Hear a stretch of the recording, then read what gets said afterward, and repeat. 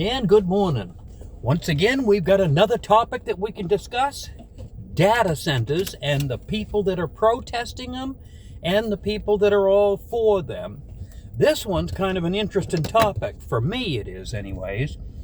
In all the years that I have been studying news stories, news cycles, one thing I've noticed over the years, one of the biggest things that the left, especially the extremely rich left, like Bill Gates, the people at Google, all of them, what do they call them, tech giants, they've all got these huge amounts of money, big bank accounts, and they usually get what they want because they've got all that money.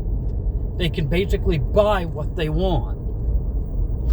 And one of their big issues has been nuclear power and not allowing it. They don't want anything to do with nuclear power because ever since, when was it, back in the 70s there, when Jane Fonda was in that movie, and it was about the nuclear power plant that was having a meltdown, and because of these movies, it convinced people from Maine to California, you can't have nuclear power.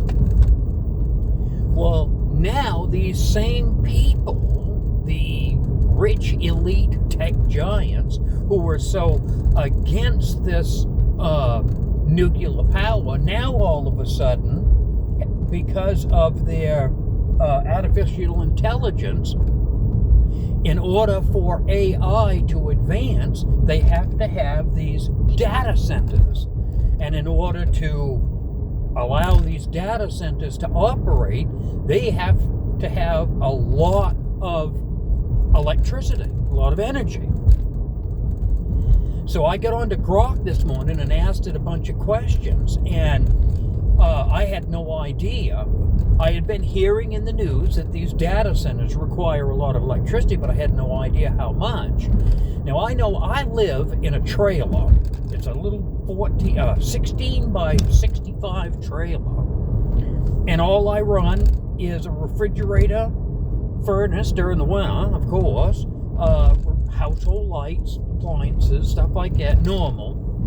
And I think I'm right around 400 to 450 kilowatts a month, I think. Somewhere in that area, if I remember right. That sometimes it goes up if I use my air conditioner, but I think I'm right around 400, 450, somewhere in that area. And it usually costs me anywhere from 100, 150 bucks a month.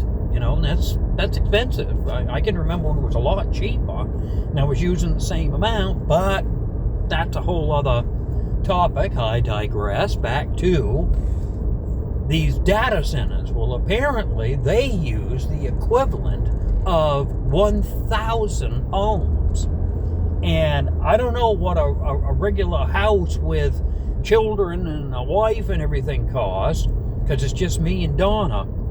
So there's only two living in my little trailer, using 400, 450 kilowatts a month on average. So if these data centers uses what is equivalent to 1,000 houses, well, of course, I would think that most power grids, whoever's in control of it, wouldn't want these data centers coming in and sucking up a lot of juice, because if they did, well, then they would have to go up on the rates on everybody in order to cover that cost. And these tech giants know it. So what they're doing is they're trying to buy up property in different areas so that on this property that they buy, they can build their own little SM something. They're basically a small nuclear power plant. And the only way that they can generate enough electricity is right now. I mean, now in the future, there may be something with artificial intelligence that gives us an answer of how to draw an awful lot of energy from a little bit of a supply. But right now, the only thing that foots that bill is a nuclear power plant. Now, we're not talking like Maine Yankee here, great big outfit. No, they're talking just something small. And I don't know the actual size, but they're only buying a few acres of land to build one of these small nuclear power plants to put their little power plant on. And then it will generate the data center, which I believe will also be on that same property. And in order for this entire country to keep up with the demand that artificial intelligence is demanding, is you've got to have these data centers. You got to have them. And just like President Trump has been saying that we need to be number one. We need to be wherever we need to be so that the rest of the world doesn't advance further than us. Because if the rest of the world, like China or Russia or other superpowers like that, if they advance in artificial intelligence further than us, they're apt to get more powerful, they'll get more control, and we can't have that. We can't. They're more than welcome to pursue whatever they want to do with artificial intelligence. And one thing those countries aren't going to do is they're not going to let environmentalists stand in the way of the development of nuclear power. And a lot of them over there already have it. And we here in the country, we got massive catching up to do when it comes to nuclear power plants, because up until recently, all of these giant tech people and all of the left-wing protesters that you see now, they don't want anything to do with these data centers because they know that it's going to have nuclear power to generate the power that they need to make these data centers work. So this is getting to be quite interesting. But I got on Grok this morning and asked a bunch of questions, and if the information that I'm getting from Grok is correct, all of these people that are protesting, they're in America and they have the right to protest.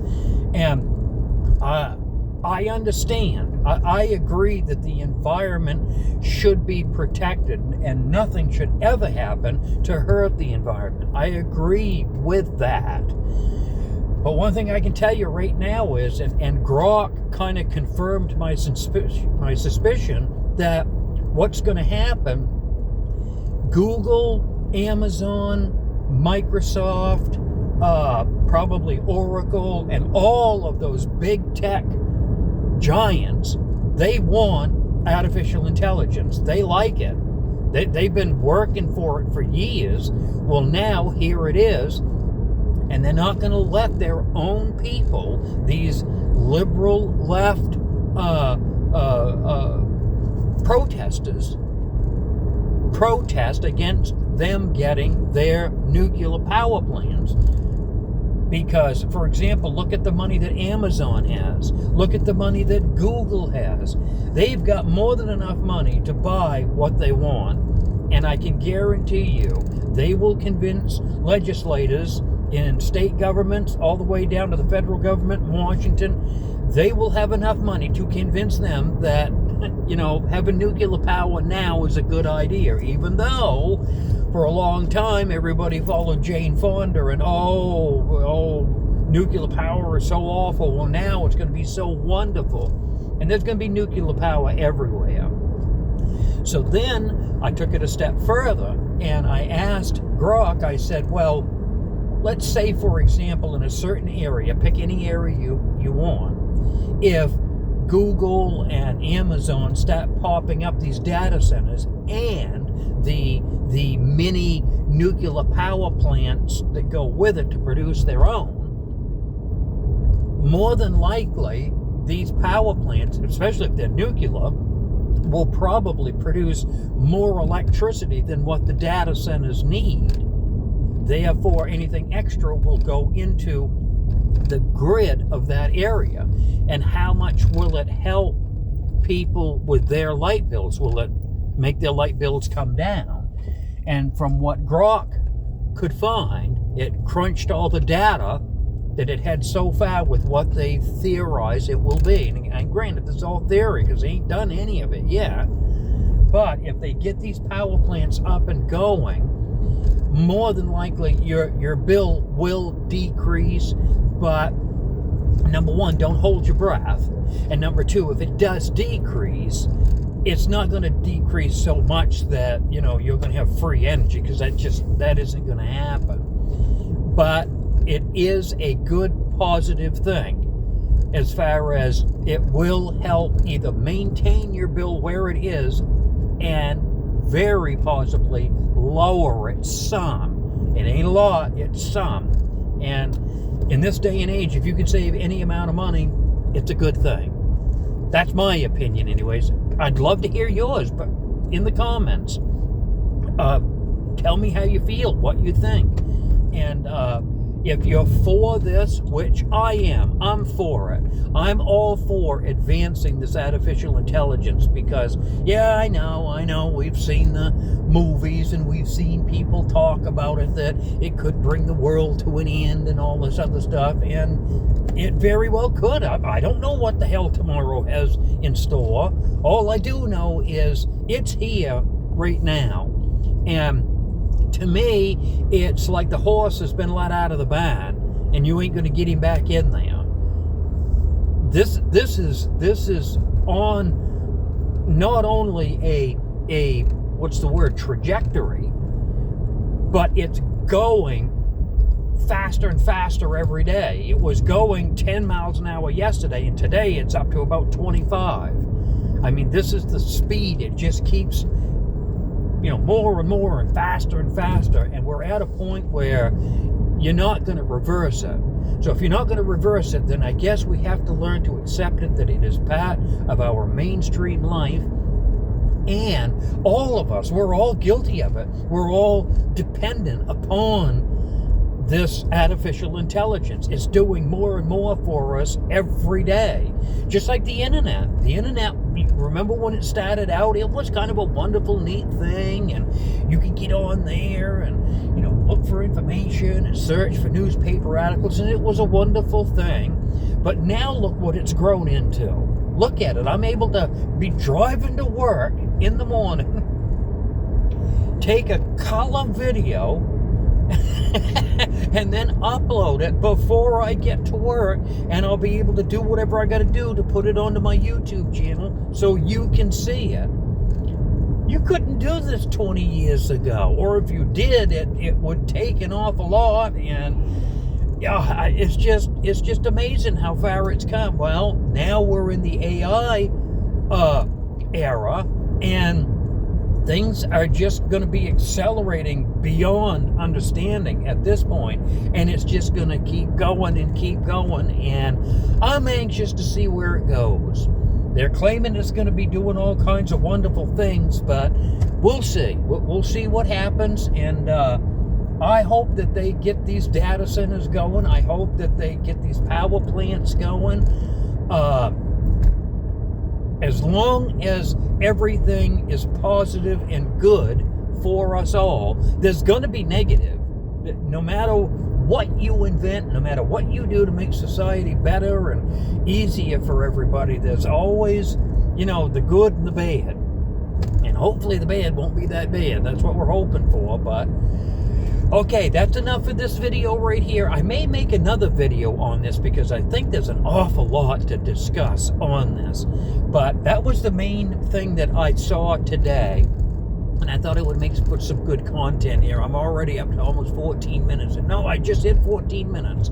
I went a little longer than what I wanted, and so that you know for the future, I aim to have 10-minute videos. That's what I aim for, but it may go up to 15 minutes, and if it does, I'm sorry, but I'm trying not to make them too long. And again, I'm just sharing my opinion on what's going on. I hope you enjoy it. Don't forget to like, share, subscribe. Please comment. I want to know how you guys feel about it. And like I said, if you agree with me, great. If you don't, that's great too. That's what America's all about. Freedom of speech. Say what's on your mind. Okay, you guys have a great day. I heard the weather's going to be good today, so enjoy the day. We're gone.